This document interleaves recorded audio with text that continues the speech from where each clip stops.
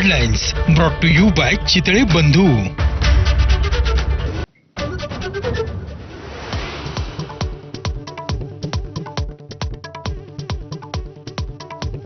मराठीच्या नावाखाली राज ठाकरेंची उत्तर भारतीयांविरोधातली भूमिका म्हणजे हिंदू विरोध. भारतीय विकास सेनेचा आरोप. मनसेची मान्यता रद्द करण्यासाठी सुप्रीम कोर्टात धाव.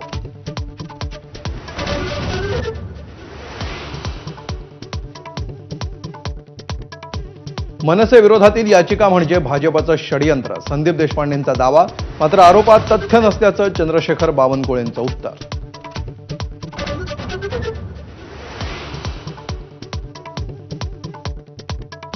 संजय राऊतांकडून उद्धव ठाकरेंना श्रीकृष्णाची उपमा. रत्नागिरीमधील सहदेव बेटकरांच्या पक्षप्रवेशावेळी कुरुक्षेत्राचा उल्लेख करत पोटी, तर श्रीकृष्णाशी तुलना हा मूर्खपणा. बावनकुळेंची टीका.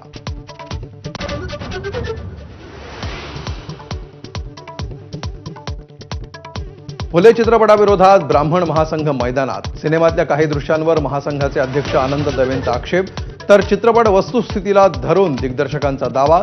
आता 25 एप्रिलला होणार चित्रपट प्रदर्शित.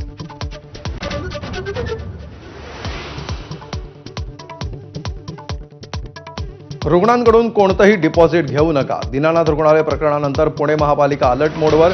सर्व खासगी रुग्णालयांना बजावली नोटीस.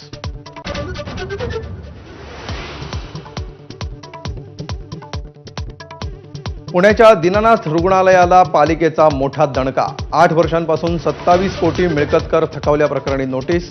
22 कोटी 2 दिवसात जमा न केल्यास जप्तीची कारवाई करण्याचा इशारा.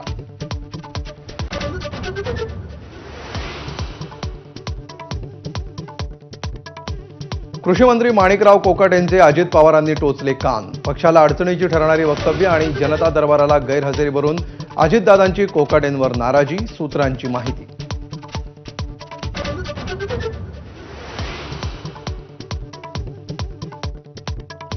अंजली दमानी यांनी घेतली महसूल मंत्री बावनकुळेंची भेट.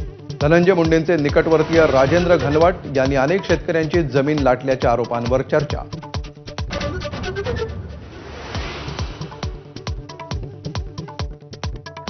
नाशिकमधल्या घोटीत 8वीच्या विद्यार्थ्यांच्या बॅगेत सापडले कंडोम, फायटर, चाकू, लोखंडी कडे आणि पत्ते. खासगी शाळेतल्या तपासणीनंतर शिक्षक आणि पालकांची उडाली झोप.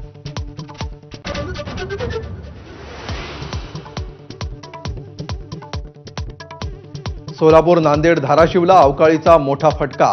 नांदेडच्या हिमायतनगरमध्ये गारपिटीचा तडाखा, तर सोलापुरात अवकाळीमुळे बागायतदारांच्या चिंतेत भर.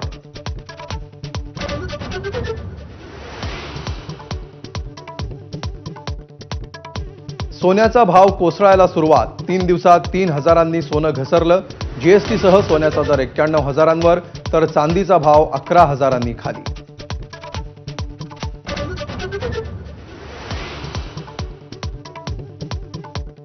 रामनवमी उत्सवात साई चरणी तब्बल 4,26,00,000 दान, तर 2.5 लाखांहून अधिक साई भक्तांनी घेतला दर्शनाचा लाभ.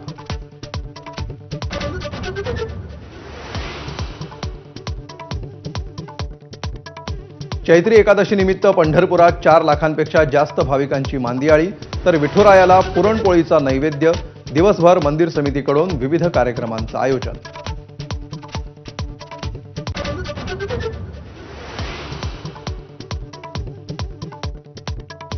प्रजापिता ब्रह्मकुमारी परिवाराच्या मुख्य दादी रतन मोहिनी यांचं निधन.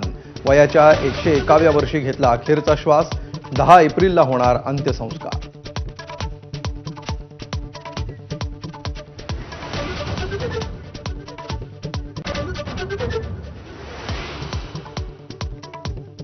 ब्रेकनंतर स्पेशल रिपोर्टमध्ये पुन्हा एकदा स्वागत. चाकू, लोखंडी कडे, पत्ते आणि कंडोम ही सगळी यादी वाचल्यानंतर तुमच्या डोळ्यासमोर गुंडांच्या टोळीचं चित्र निर्माण होईल. पण हे सगळं साहित्य 8वी-9वी मध्ये शिकणाऱ्या विद्यार्थ्यांच्या दप्तरात सापडलंय. ही घटना नाशिकच्या इगतपुरीमधल्या एका शाळेतली असली तरी संपूर्ण पालक वर्गाला अलर्ट करणारी आहे. नेमकं काय घडलंय जाणून घेऊया आमचा प्रतिनिधी मुकुल कुलकर्णीच्या या स्पेशल रिपोर्टमधून.